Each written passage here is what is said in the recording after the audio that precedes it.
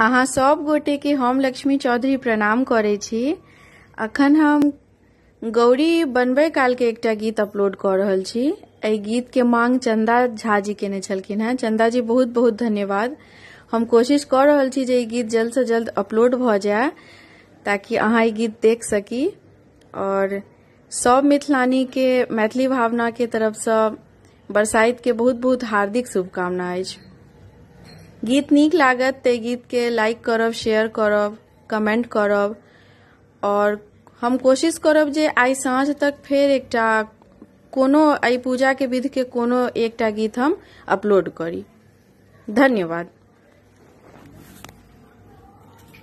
सुहबे भौजी सीता सुहबे के गौरी दिया बनाय। सुहबे भौजी सीता सुहबे के गौरी दिया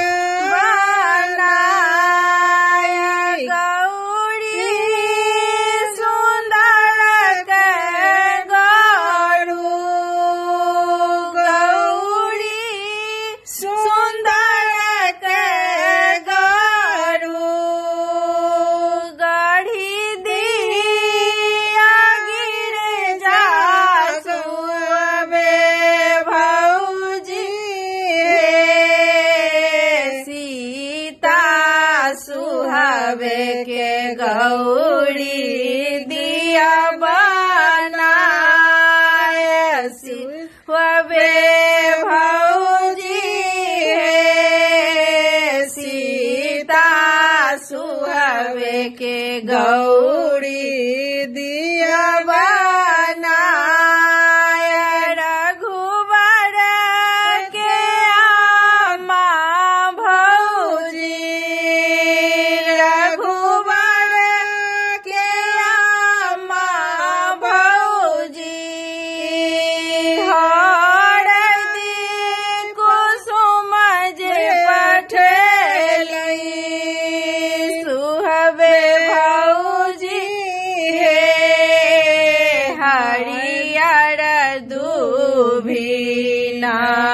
नंदो पठल सुहबे भौजी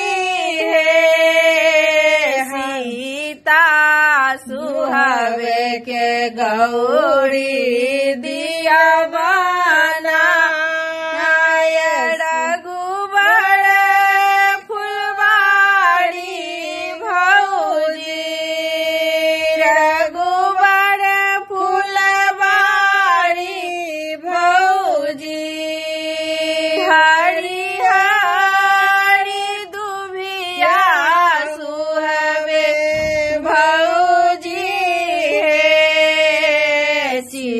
मन पुलकित कए गौरी बने। सुहबे भौजी सीता सुहबे के गौरी दिया बनाय। सुहबे के खोइछा साजो सुहबे के खोइछा साजो मुखहोने बाजू सुहबे भौजी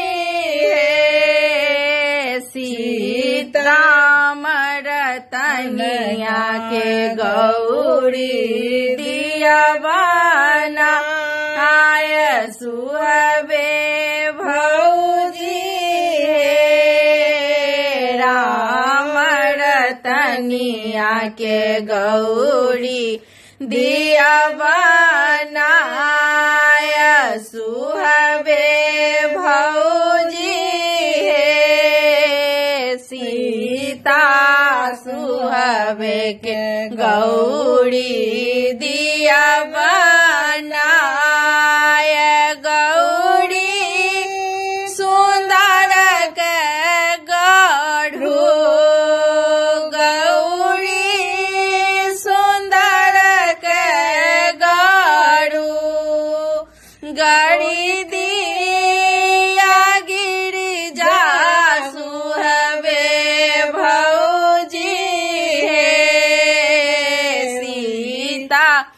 सुहावे के गौरी दिया बनाय सुहावे भौजी है सीता सुहावे के गौरी दिया